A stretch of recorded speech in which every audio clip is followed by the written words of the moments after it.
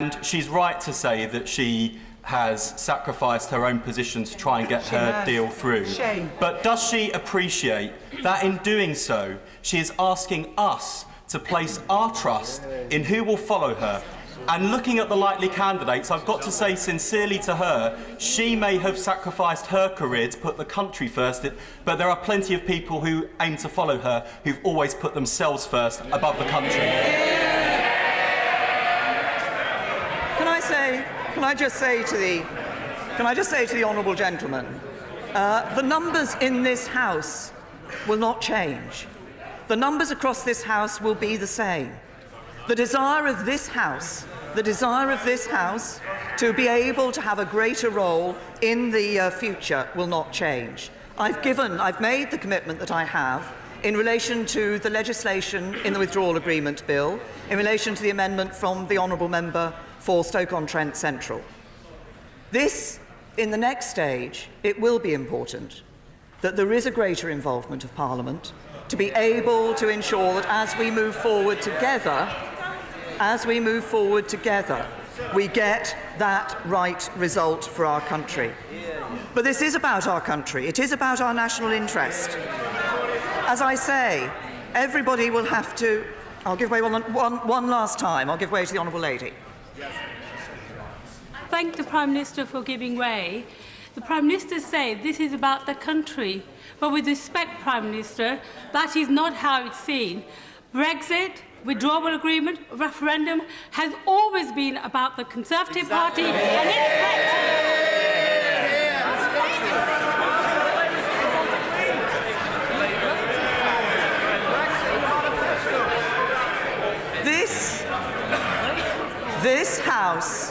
This House across all parties voted for a referendum.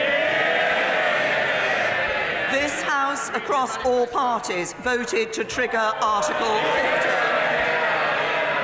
Oh, sorry. I'm so sorry. I forget, of course, that the Scottish National Party always have a different view on this because they want to stay in the EU, they want to stay in the Common Agricultural Policy, they want to stay in the Common Fisheries Policy. No good for Scottish fishermen and Scottish farmers. I had said I would give one last time, but as I've just referenced the SNP, I will give way to the honourable gentleman. Well, it's some way to build compromise, Mr. Speaker, but why did she never come forward to the Scottish Government and the Scottish National Party, offer wide sweeping reforms and devolution for employment law on welfare, for example, in order to give Scotland the power it needs to protect itself from the measures in her deal that it doesn't like? Instead, she stuck her head in the sand, and that's why she's got nowhere with the Scottish Government or the Scottish National Party. To the honourable gentleman, the Government has given the Scottish Government extra powers, and they're not using them. Oh, except, of course, the power to increase taxes in Scotland more than in the United Kingdom. So I say to members this: if you want to deliver Brexit, this is the moment. If you're passionate about making sure that the United Kingdom leaves the European Union, back this motion. Yeah. If you care about our union and want a deal that protects it, back the motion. Yeah. If you want to honour the referendum but want Parliament to shape our future relationship, back this motion. Yeah.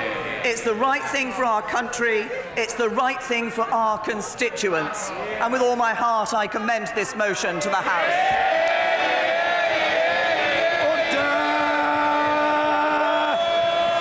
Order! The question is as on the order paper. As many as have that opinion say aye. Aye! Of the contrary, no. No! Division! Clear the lobby!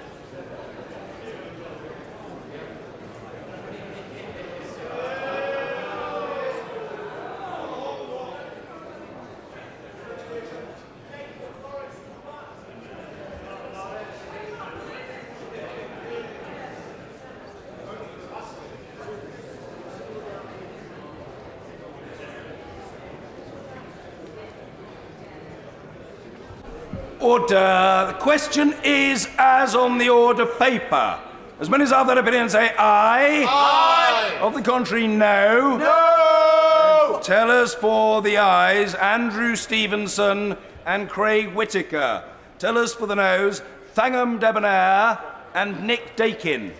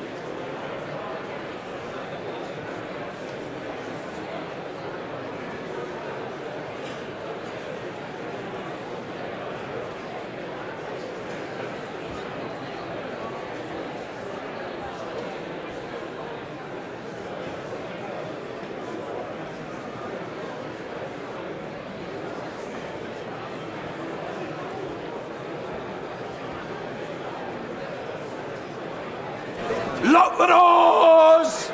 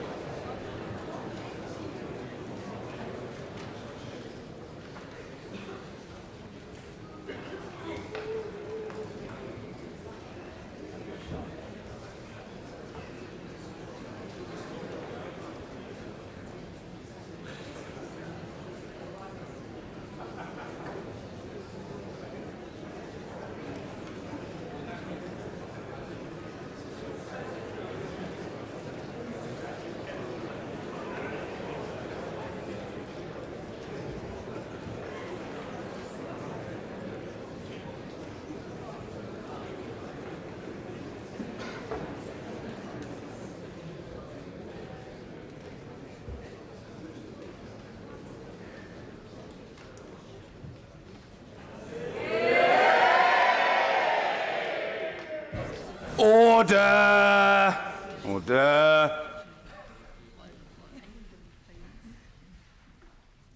The ayes to the right, 286. The noes to the left, 344.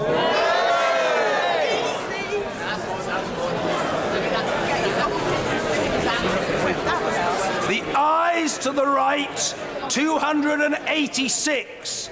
The noes to the left, 344. So the noes have it, the noes have it. Unlock! Point of order, the Prime Minister. Point of order, Mr. Speaker. Mr. Speaker, I think it should be a matter of profound regret to every member of this House that once again we have been unable to support leaving the European Union in an orderly fashion. The implications of the House's decision are grave. The legal default now is that the United Kingdom is due to leave the European Union on the 12th of April, in just 14 days' time. That is not enough time to agree, legislate for and ratify a deal, and yet the House has been clear it will not permit leaving without a deal. And so we will have to agree an alternative way forward. The European Union has been clear that any further extension will need to have a clear purpose and will need to be agreed unanimously by the heads of the other 27 member states ahead of the 12th of April. It is almost certain to involve the United Kingdom being required to hold European parliamentary elections. On Monday, this House will continue the process to see if there is a stable majority for a particular alternative version of our future relationship with the EU. Of course, all of the options will require the withdrawal agreement. Mr. Speaker, I fear we are reaching the limits of this process in this House. This House has rejected no deal. It has rejected no Brexit. On Wednesday, it rejected all the variations of the deal on the table. And today, it has rejected approving the withdrawal agreement alone and continuing a process on the future. This government will continue to press the case for the orderly Brexit that the result of the referendum demands. Point of order, Mr. Jeremy Corbyn. On a point of order, Mr. Speaker, this is now the third time the Prime Minister's deal has been rejected. When he was defeated the first time, the Prime Minister said it's clear this House does not support the deal. Does she now finally accept that the House does not support the deal? Because she seemed to indicate just now that she's going to return to this issue again. On Monday, this House has the chance, and I say to all members, Mr. Speaker, the responsibility to find a majority for a better deal for all the people of this country. Mr. Speaker, the House has been clear. This deal now has to change. There has to be an alternative found. And if the Prime Minister can't accept that, then she must go, not at an indeterminate date in the future, but now, so that we can decide the future of this country through a general election. Point of order, Mr. Ian Blackford.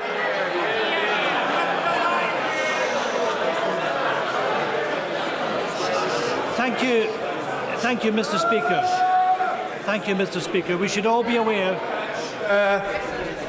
Order, the right honourable gentleman must be heard. Mr. Ian Blackford. Thank you, Mr. Speaker. We should all be aware of the responsibilities that we all have in this House, the seriousness of the situation that we are in. And I would say respectfully to the Prime Minister, she now has to accept that her deal has been defeated 3 times. And I applaud the members of Parliament on all sides that voted against the government's proposition. It is a bad deal, and we have to find a way out of the crisis that we are in. All of our constituents would expect that. We must give ourselves time, and I suggest to the Prime Minister, we now must look seriously at the option of revocation. We need to apply the handbrake to this process. And quite simply, Mr. Speaker, the Prime Minister has failed to take this deal forward. She does not have the confidence of the House. The Prime Minister has indicated her departure. She should now go, and we should be having a general election. Thank you. Yes, I'll come to the honourable lady. Point of order, Sir Vincent Cable.